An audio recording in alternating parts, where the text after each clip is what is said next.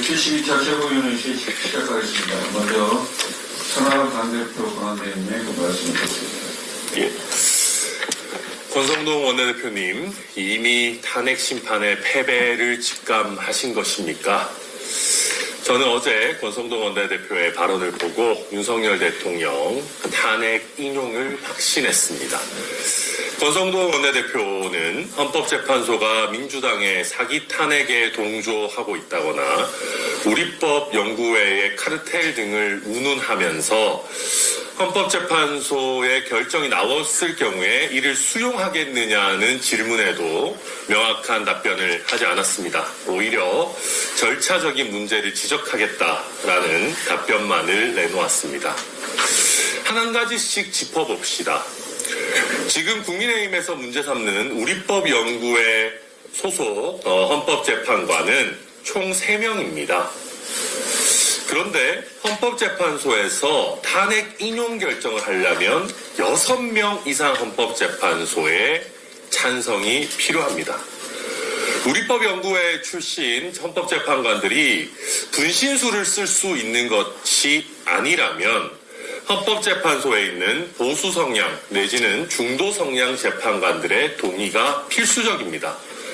지금 헌법재판관은 8명이기 때문에 단 3명의 헌법재판관만 탄핵에 반대해도 윤석열 대통령은 탄핵되지 않습니다. 실제 최근에 국민의힘에 의해서 추천된 조한창 재판관 그리고 윤석열 대통령에 의해 지명된 정영식 재판관은 뚜렷한 보수 성향으로 평가됩니다. 그 외에 김형두, 정정미, 김복현 재판관 역시 중도 내지는 중도 보수 성향으로 분석되는 재판관입니다. 이 5명의 보수 내지는 중도 성향의 재판관 중에 단 3명만 탄핵에 반대하면 탄핵은 기각됩니다. 이런 구도에서 8명 중에 단 3명에 불과한 우리법 연구회 출신 헌법재판관이 탄핵의 결과를 좌지우지할 수 있습니까? 아닙니다. 그럼에도 권성동 원내대표는 이미 탄핵 심판의 패배를 직감하고 국민들을 속이는 대국민 사기극에 돌입한 것입니다.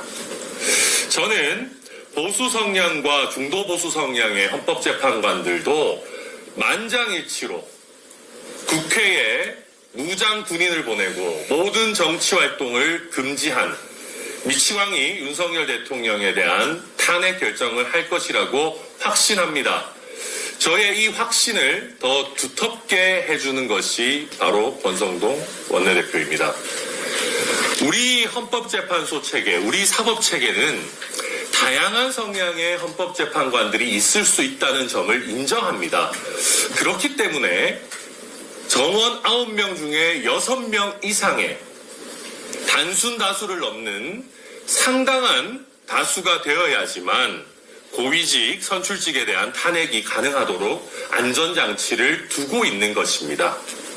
실제 뚜렷한 보수 성향, 중도 보수 성향의 재판관이 지금 오히려 더 다수를 이루고 있다라는 평가가 많습니다.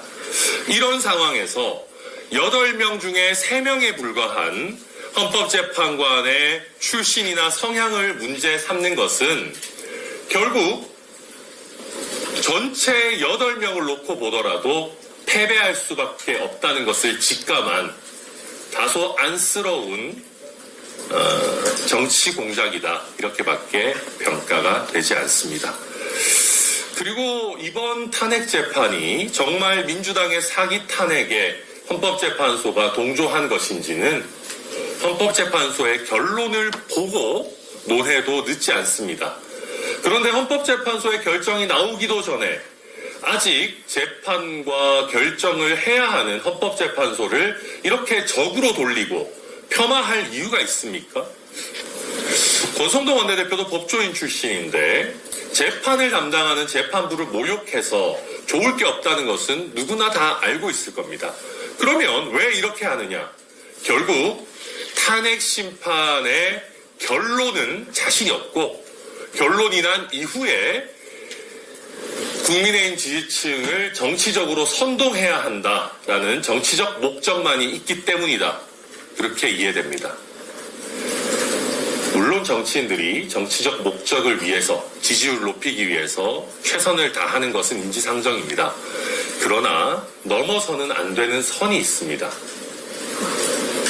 진보 성향과 보수 성향이 균형 있게 포진된 지금의 헌법재판소의 권위를 고작 정치적 이해득실을 위해서 송두리째 흔드는 일은 결코 없어야 됩니다. 우리가 헌법재판소의 권위를 흔들면 결정이 나왔을 때 윤석열 대통령 지지자들, 국민의힘 지지자들 모아가지고 선동해서 헌법재판소에서 폭동이라도 일으킬 겁니까? 착작 좀 하십시오. 나라를 도대체 어떻게 하려는 겁니까? 정치인들이 최소한의 나라 걱정해야 되는 거 아니겠습니까?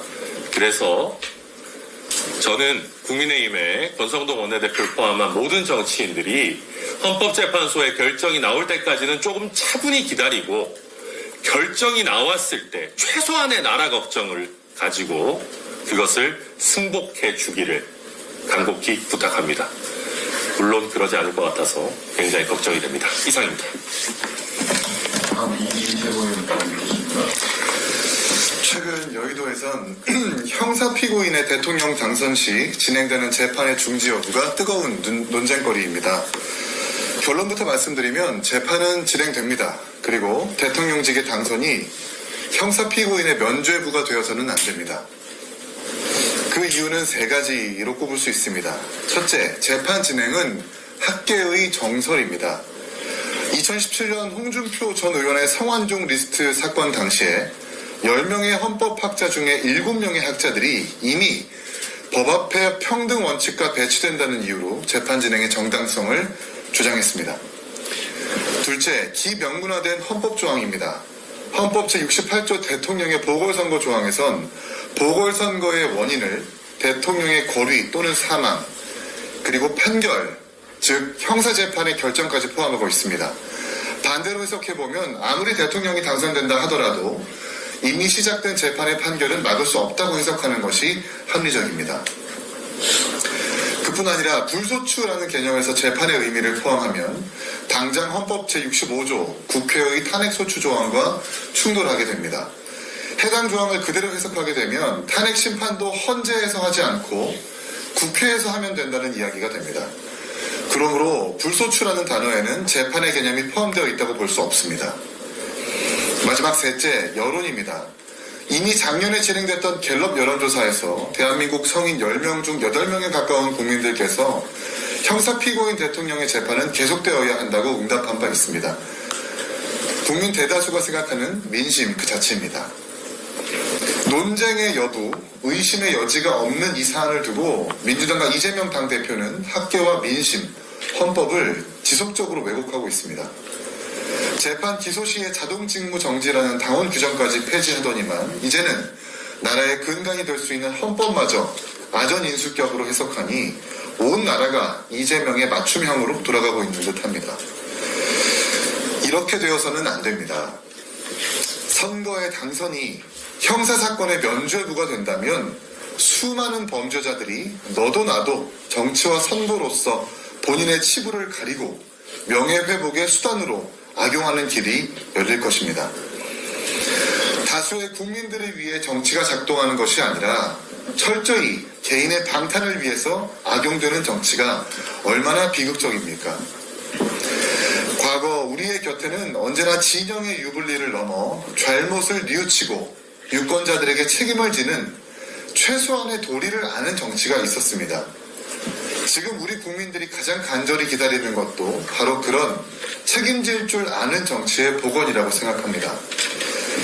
그것이야말로 최근 이재명 당대표가 지향하고자 하는 중도 보수, 중도 우파의 자질과 덕목이라고 할 수 있지 않겠습니까?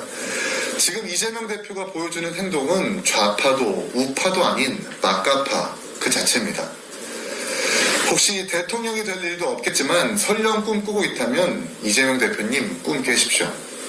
실형을 받은 범죄자의 정치판에서의 퇴진이야말로 대한민국 정치가 다시 복원되는 길일 겁니다. 이상입니다. 정상기 최고위원 말해주겠습니다. 네, 전흥근입니다.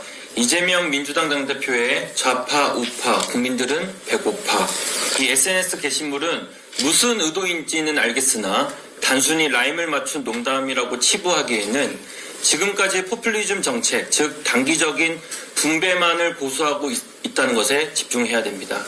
이번에는 담당자의 실수가 아닌가 봅니다. 국민을 단순히 배고픈 존재로만 바라보는 관점은 국민을 너무나도 무시하는 행위입니다. 지금 현재 한국 경제의 가장 큰 과제는 성장 정체입니다. 영국 경제조사기관 캐피털 이코노믹스가 2025년도 한국의 GDP 성장률 전망치를 1%로 하향 조정한 것은 심각한 신호입니다.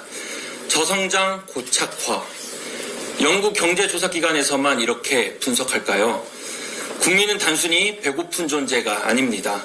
정치권이 탄핵 공방과 장애 투쟁에만 몰두할 것이 아니라 실질적으로 성장 동력을 마련하는 데 힘을 쏟아야 합니다. 국민은 배급이 아니라 성장과 기회의 확대를 원합니다. 민생과 경제를 챙기는 것이 정치의 본질입니다. 여야정 4다 회담, 빈손 종료라고 발표하고 끝입니까? 또 만나야죠. 거리에서만 시간을 보내서는 안 됩니다. 마지막으로 아마존, 마이크로소프트, 구글, 카카오, 네이버, 오라클, SK바이오팜까지 발제기업으로 참여하는 우리 이주영 정책위 의장이 주최하는 대한민국 미래 바이오 헬스 포럼에 많은 관심 부탁드립니다. 감사합니다. 갑자기 마이크 기자님 말해주겠습니다. 호감적입니다. 이주영입니다. 지난주에 있었던 일입니다. 불이 났습니다.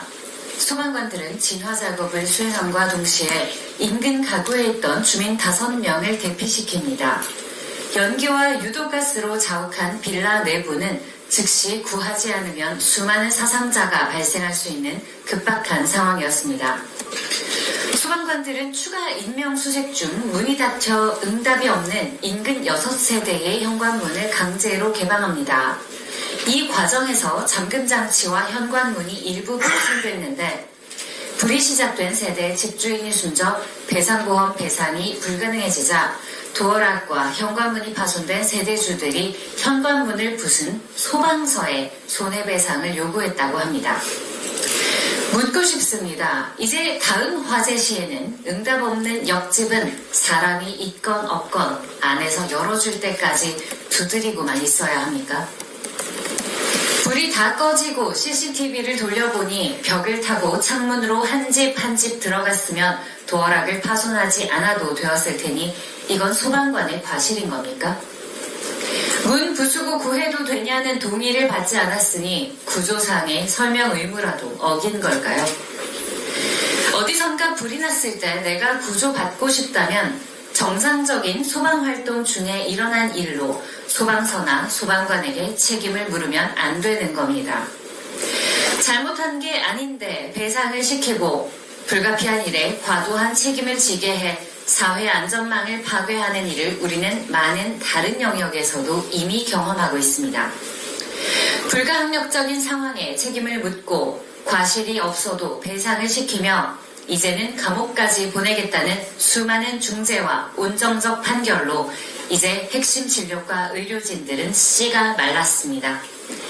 몇 년째 소아응급실의 붕괴를 그토록 목 놓아 외쳤건만 이제는 응급실을 넘어 입원병실의 응급대처까지 무너집니다. 지방은 이미 사라진 지 오래, 이제 빅5 대형 종합병원의 소아 신속 대응팀마저 의료진 부족으로 중단될 위기에 처했습니다. 의료는 손해배상 정도가 아니라 방화범과 동급으로 책임지라는 판결과 문화가 생겨버렸기 때문입니다.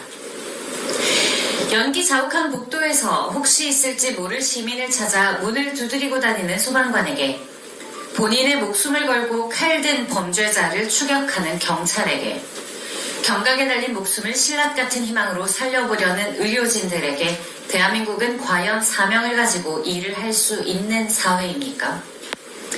따뜻한 판결이 속 시원한 형벌과 너그러운 배상금을 뿌리는 동안 제복 속의 심장은 냉정하게, 국민의 심장은 차갑게 식어갑니다. 아무도 손해보지 않으려는 사회에서는 누구도 보호받을 수 없습니다. 모든 것을 법과 규칙과 매뉴얼로 판결 내리고 정죄하는 사회에 헌신과 배려는 뿌리내릴 수 없습니다. 국민 여러분, 우리 모두 이성을 회복합시다. 상식을 회복하고 지성을 돌이킵시다. 제복을 존중하고 전문가를 신뢰하는 나라, 명예와 헌신, 전문성과 기여에 대한 값을 비싸게 쳐주는 나라, 그리하여 국민 모두가 가장 안전하게 가장 저렴한 비용의 공익을 누리고 그것에 서로 감사하는 나라를 함께 꿈꿉시다. 곧 다가올 새로운 대한민국 고신뢰 사회의 기반을 만들어가는 이곳은 개혁신당입니다. 감사합니다. 네, 회의를 비공개로 전환하겠습니다. 여러분들 부탁드립니다.